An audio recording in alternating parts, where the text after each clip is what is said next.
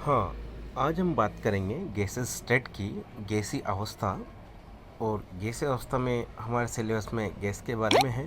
तो हम देखते हैं, सबसे पहले बात करते हैं मैटर जो होता है वो हमारी 3 स्टेट्स में होता है: ठोस, द्रव और गैस।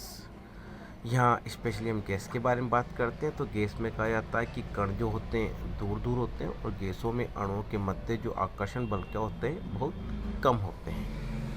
दूसरी बात करें हम तो कह सकते हैं कि गैसों में अंतराणिक जो बल होते हैं वो कम होते हैं और अंतराणिक आकर्षण बल कम होने के कारण इनके अणु बहुत क्रियाशील होते हैं तथा ये क्या करते हैं, इनके कण अनियमित रूप से गति करते रहते हैं। गैसें की और करेक्टरिस्टिक्स की बात करें तो हम कह सकते हैं कि गैसें जो होती है संपीड्य होती है, इनके मध्य रिक्त स्थान अधिक होता है, इस कारण ये कंप्रेसिबल होती है, हाईली कंप्रेसिबल मानी गई है।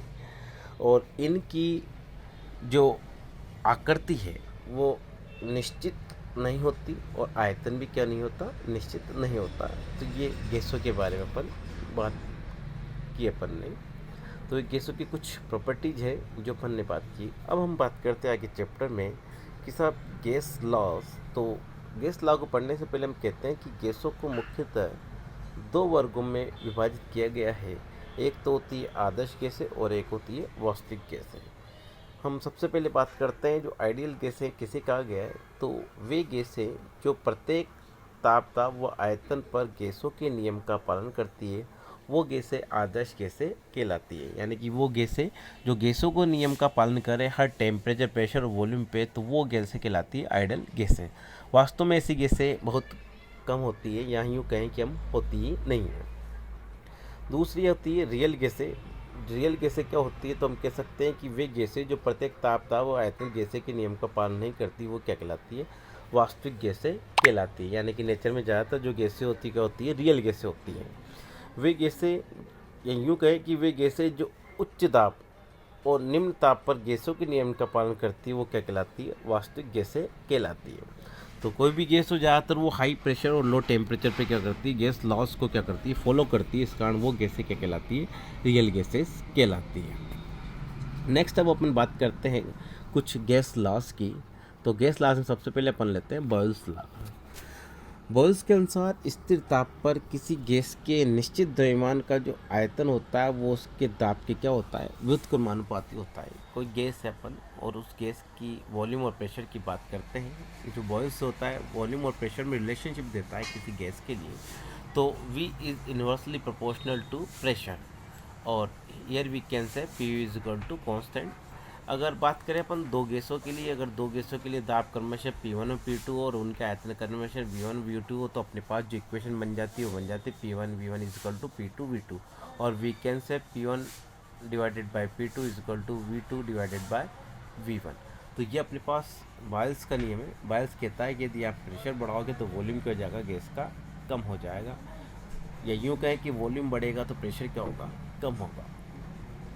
इसके एक ग्राफ की बात करते हैं हम। तो ग्राफ में सबसे पहले देते हैं आइसोथर्म। आइसोथर्म होता क्या है, तो कोई भी कांस्टेंट टेम्परेचर पे यदि आप कोई कर्व की बात करते हैं तो आइसोथर्म कहलाता है। यही यूँ कहें कि स्थिर ताप पर दाब और आयतन के बीच में जो ग्राफ होगा वो क्या कहलाएगा, समतापी वक्र कहलाता है। तो ये बॉयल के नियम के अनुसार अपन बात करते हैं, यदि प्रेशर बढ़ता है तो उसका क्या हो जाता है, वॉल्यूम कम होता जाता है। तो ये हाइपरबॉलिक कर्व अपन को मिलता है। एक और कर्व की बात इसमें अपन कर सकते हैं, वो है अपने पास पी एंड 1/v में। तो P and 1/v is directly proportional to 1/v। तो यहाँ अपन को एक सीधी रेखा क्या होती है, प्राप्त होती है और डिफरेंट टेम्परेचर पे। यहाँ अपन डिफरेंट टेम्परेचर पे अपन को ग्राफ हो सकता है पैराबोलिक, अलग अलग टेम्परेचर पे अलग अलग ग्राफ अपन को मिलता है। तो ये नियम कहलाता है बॉयल्स का नियम, जो अपन को प्रेशर और वॉल्यूम में क्या देता है, रिलेशन देता है किसी गैस के। नेक्स्ट बात करते हैं अपन चार्ल्स लॉ की। तो स्थिर दाब पर किसी गैस के निश्चित द्रव्यमान का जो आयतन होता है वो उसके परम ताप के, उसके ताप के क्या होता है, समानुपाती होता है। यानी कि चार्ल्स जो लॉ है वो V और T में रिलेशन देता है और अपन कह सकते हैं V is directly proportional to T according to Charles. तो V बराबर KT, V divided by T is equal to गया K कॉन्स्टेंट।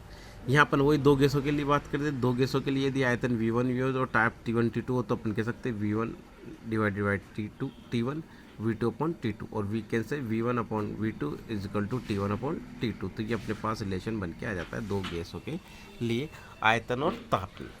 अच्छा, चार्ल्स ने जो बात की वो आगे ये कहा कि चार्ल्स ने कहा कि साहब ताप बढ़ाने पर क्या होता है, आयतन बढ़ता है। अच्छा, इन्होंने एक और बात कही कि यदि किसी गैस के निश्चित मात्रा, यदि ताप में आप प्रत्येक डिग्री की वृद्धि कर दोगे तो गैस के 0 डिग्री सेल्सियस के आयतन का 1/273 भाग उसमें बढ़ जाता है। यदि आप ताप में वृद्धि करोगे तो आयतन भी बढ़ेगा, और ताप में यदि प्रत्येक डिग्री की वृद्धि करोगे तो उसके आयतन में 0 डिग्री से आयतन का 1/273 भाग क्या हो जाएगा, बढ़ जाएगा। माना कि किसी गैस के लिए अपन ने कह दिया कि 0 डिग्री सेल्सियस पर आयतन क्या है, V0 है, और T डिग्री सेल्सियस पर आयतन क्या है, VT। तो चार्ल्स के according VT is equal to V0 plus T divided by 273.15 V0। V0 क्या है यहाँ, V0 0 डिग्री सेल्सियस पर आयतन, और VT क्या है, T डिग्री सेल्सियस पर आयतन। तो चार्ल्स की के अनुसार अपन ने इसको किया है।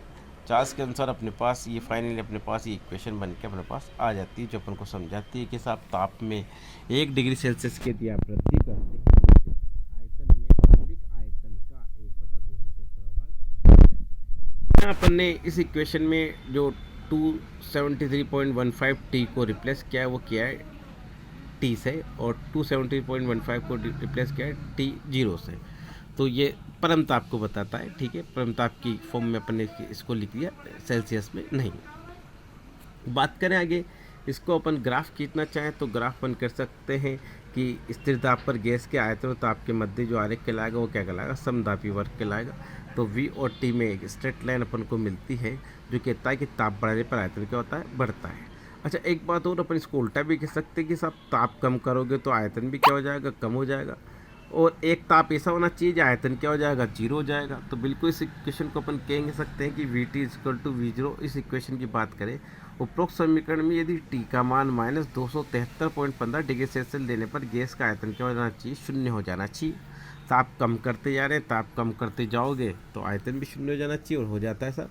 यानी कि ये है कि जब ताप -273.15 डिग्री सेल्सियस पहुंच जाता है तो उससे पहले गैस क्या हो जाता है, द्रवित हो जाती है, और यही ताप क्या कहलाता है, परम शून्य ताप। यानी कि वह न्यूनतम काल्पनिक ताप जिस पर गैस का आयतन 0 हो जाता है उसे हम क्या कहते हैं, परम शून्य ताप कहते हैं।